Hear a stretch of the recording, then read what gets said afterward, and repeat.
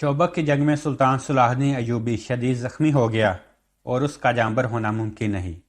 شوبک میں سلطان کے نائب اپنی من مرضیاں کر رہے ہیں اور حاصل ہونے والے بے شمار مال غنیمت کو فوج میں تقسیم کیا گیا ہے اور بہت ساری عیسائی لڑکیاں بھی سپاہیوں میں بانٹی گئی ہیں، جبکہ یہاں جو فوج مصر کی حفاظت پر مامور ہے انہیں مال غنیمت سے کچھ بھی نہیں ملے گا، بلکہ اس قلیل فوج پر سوڈانی لشکر حملہ آور ہونے والا ہے جس کا مقابلہ کرنا اس فوج کے بس کی بات نہیں، اور بہت جلد مصر سوڈانیوں کے قبضے میں ہوگا اور مصر کا ہر سپاہی جو جنگ پر آمادہ ہوگا زندہ نہیں بچے گا۔ یہ وہ افواہیں تھیں جو سلطان صلاح الدین ایوبی اور علی بن سفیان کی غیر موجودگی میں مصر میں پھیلا دی گئی تھیں۔ صلاح الدین ایوبی نے ان افواہوں کو کیسے جھوٹا ثابت کیا اور صلیبیوں نے سلطان کے لیے کیا تحفہ بھیجا، یہ سب جاننے کے لیے ویڈیو کو آخر تک ضرور دیکھیں، اور اگر ہمارے چینل تاریخ مومن کو سبسکرائب نہیں کیا تو سبسکرائب کر کے بیل آئیکن پر ضرور کلک کریں۔ اس وقت کے مورخین جن میں اسد الاسدی، ابن اسیر اور ابن جوزی قابل ذکر ہیں، لکھتے ہیں کہ صلاح الدین ایوبی اور علی بن سفیان کی غیر موجودگی میں ان کے مخالفین کی زمین دوز کارروائیاں انتہائی تیز ہو گئی تھیں اور صورتحال ایسی بن گئی تھی جسے کوئی معجزہ ہی سنبھال سکتا تھا۔ صلیبیوں نے سوڈانیوں کو جنگی مدد دینے کے وعدے پر مصر پر حملہ کرنے کے لیے تیار کر لیا تھا اور فوج میں بغاوت کروانے کے لیے اس طرح کی افواہیں پھیلا دی تھیں۔ بس اتنا ہی نہیں بلکہ اپنے ہمیشہ کی روش کو اختیار کرتے ہوئے مصر میں موجود فوج کے بہت سے اعلیٰ عہدیداروں کو بھی خرید لیا تھا۔ ایسے ہی ایمان فروشوں میں سے ایک مصلح الدین تھا جو قاہرہ کا نائب ناظم شہری امور اور سلطان صلاح الدین ایوبی کے قریبی ساتھیوں میں سے تھا۔ مصلح الدین نے قاہرہ کے ناظم مالیات کو بھی اپنے ساتھ ملانا چاہا جس کا نام خضر الحیات تھا۔ خضر الحیات کا کام پورے مصر سے حاصل ہونے والے ٹیکسز، جرمانے، زکوٰۃ اور خراج وغیرہ کو اکٹھا کرنا اور ان کا حساب رکھنا تھا۔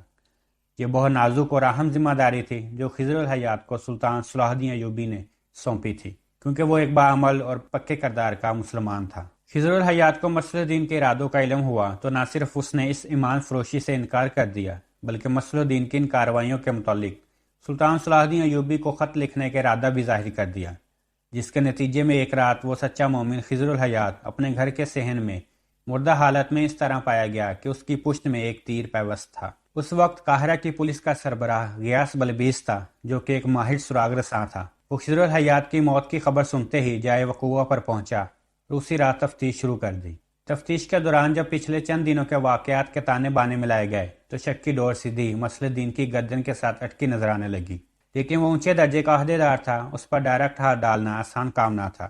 غیاث بلبیس نے مصلح الدین کے پیچھے اپنے جاسوسوں کو لگا دیا جنہوں نے اس کے پل پل کی خبر غیاث بلبیس تک پہنچائی اور ایسے انکشافات کیے جس سے اس پر جرم ثابت ہو گیا اور اسے گرفتار کر لیا گیا۔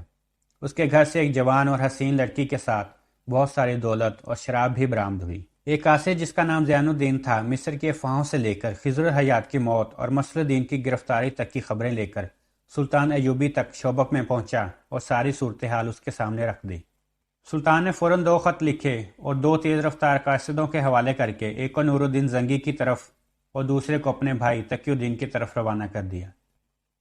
صلیبیوں کا ایک جاسوس جو کافی عرصہ سے سوڈان اور کرک کے درمیان پیغام رسانی اور جاسوسی کے فرائض سر انجام دے رہا تھا، صلیبی حکمرانوں کو بتا رہا تھا کہ صلاح الدین ایوبی کی غیر موجودگی میں جو کام انہوں نے مصر میں کرنا چاہا تھا وہ پورا ہو گیا ہے۔ مصر کی فوج بغاوت کے لیے اور سوڈان کی فوج حملے کے لیے بالکل تیار ہے۔ مصر سے کرک تک یہ خبر پہنچنے میں تقریباً 15 دن درکار تھے، لیکن راستے میں صلاح الدین ایوبی کی فوج بھی حائل تھی، اس لیے جاسوس کو دور کا چکر کاٹنا پڑا۔ اس جاسوس نے صلیبی حاکموں کو جو خبریں دی تھی وہ مصلح الدین کی گرفتاری سے پہلے کی تھی۔ صلیبیوں نے سوڈانی فوج کی ضرورتوں کے مطابق 500 اعلیٰ نسل کے گھوڑے اور اپنے 8 ماہر فوجی افسر اس کے ساتھ روانہ کر دیے تاکہ حملے کو اور مؤثر بنایا جا سکے۔ پھر ایک صبح مصر میں موجود فوج کو ایک میدان میں اکٹھا ہونے کا حکم ملا۔ سب پریشان تھے کہ اس طرح اچانک معمول سے ہٹ کر ایک جگہ اکٹھے ہونے کا کیا مقصد ہو سکتا ہے۔ وہ ابھی اسی کیفیت میں ہی مبتلا تھے کہ ان کے سامنے صلاح الدین ایوبی گھوڑے پر سوار اس طرح نمودار ہوا کہ اس کے جسم پر سوائے ایک تہ بن کے کچھ بھی نہ تھا۔ صلاح الدین ایوبی نے ساری فوج کے سامنے ایک چکر اس طرح کاٹا کہ ہر کوئی اسے اچھی طرح دیکھ لے۔ پھر صلاح الدین ایوبی نے بآواز بلند سب کو مخاطب کر کے پوچھا، کیا تمہیں میرے جسم پر کوئی زخم نظر آ رہا ہے؟ کیا میرا جسم کہیں سے کٹا اور چھدا ہوا ہے؟ تو سب نے کہا نہیں، آپ اللہ کے فضل سے بالکل ٹھیک ہیں۔ تو صلاح الدین ایوبی نے کہا کہ جس طرح میرے زخمی ہونے کی افواہیں جھوٹی تھیں اسی طرح باقی سب افواہیں بھی جھوٹی ہیں۔ پھر فوج کے سامنے مصلح الدین اور 10 دوسرے عہدیداروں کو پیش کیا گیا جو غداری کے مرتکب ہوئے تھے۔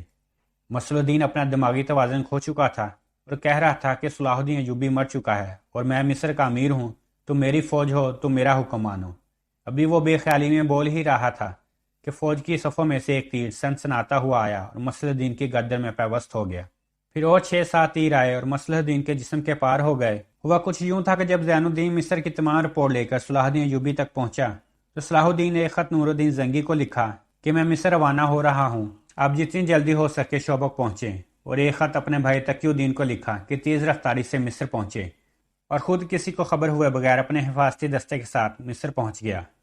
مصر پہنچ کر سب سے پہلے اس نے غداروں کی گرفتاری کا حکم دیا، پھر فوج کے سامنے آ کر ان تمام افواہوں کو جھوٹا ثابت کیا جو صلیبیوں کی طرف سے پھیلائی گئی تھیں، اور مصر کی فوج کو شوبک کی فوج کو مصر روانہ ہونے کا حکم دیا تاکہ مصر میں جو فوج فارغ بیٹھی ہے وہ بھی میدان جنگ دیکھ لے، اور شوبک سے آنے والی فوج جو میدان جنگ دیکھ آئی ہے اب مصر کی حفاظت کو اور مضبوط کرے۔ صلاح الدین ایوبی اس کارروائی سے فارغ ہوا ہی تھا کہ علی بن سفیان سلطان کے سامنے حاضر ہوا اور کہا کہ صلیبیوں نے آپ کے لیے ایک بہت قیمتی تحفہ بھیجا ہے، باہر آئیں اور اپنی آنکھوں سے دیکھ لیں۔ اتنا کہہ کر علی بن سفیان باہر نکل گیا اور صلاح الدین ایوبی بھی حیران ہوتا ہوا اس کے پیچھے چل پڑا۔ جب کھلے میدان میں پہنچے تو علی بن سفیان نے ایک طرف اشارہ کیا کہ صلیبیوں نے یہ 5 سالہ نسل کے گھوڑے اور یہ 8 فوجی افسر آپ کے لیے تحفے کے طور پر بھیجے ہیں، اور معنی خیز مسکراہٹ کے ساتھ صلاح الدین ایوبی کے چہرے کی طرف دیکھنے لگا جو ابھی بھی حیران تھا۔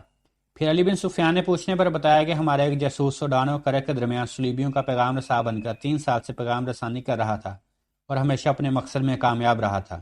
اب جب صلیبیوں نے 500 گھوڑے اور 8 فوجی افسر اس کے ساتھ روانہ کیے تو یہ ان کو صحرا میں چکر دے کر یہاں تک لے آیا، کیونکہ 8 فوجی افسر بھی اسی کی رہنمائی میں سفر کر رہے تھے اور سوڈان کے راستے سے ناواقف تھے۔